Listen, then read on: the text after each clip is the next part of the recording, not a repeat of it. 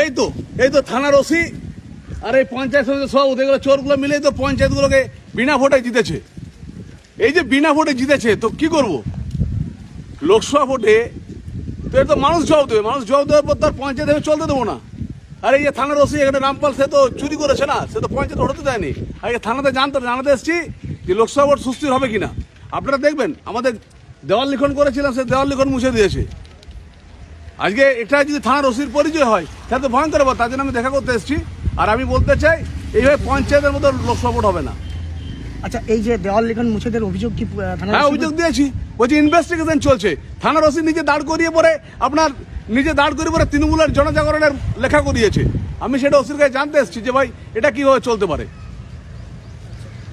মানুষের ভোট দেওয়ার অধিকারটা দিতে হবে। পঞ্চায়েত ভোটে এখানে জয়পুরের ওসি এবং তৃণমূলের যারা বসে আছে পঞ্চায়েত সমিতিতে, তারা দাদাগিরি করে পঞ্চায়েত সমিতিতে বসে আছে, বিনা ভোটে এখানে জিতেছে।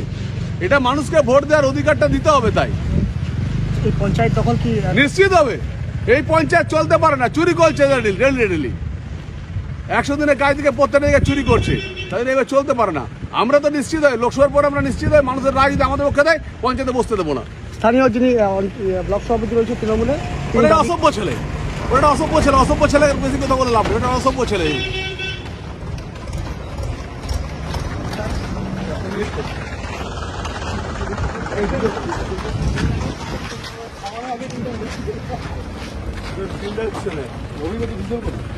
লোকসভা ভোট তাহলে দাপড়ের সাথে ভোট করবো, তাই না? এই তো হলো পঞ্চায়েত ভোট নয় যে প্রার্থী চাই।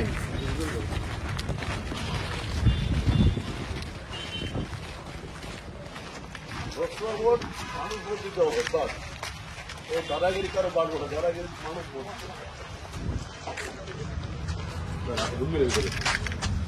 আসুন নেই ডিউটি।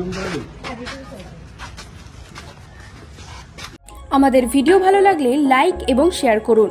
কমেন্ট সেকশনে গিয়ে জানান আপনাদের মতামত। আরও ভিডিও পেতে আমাদের চ্যানেল সাবস্ক্রাইব করুন এবং প্রতি মুহূর্তে খবরের আপডেট পেতে প্রেস করুন বেল আইকন।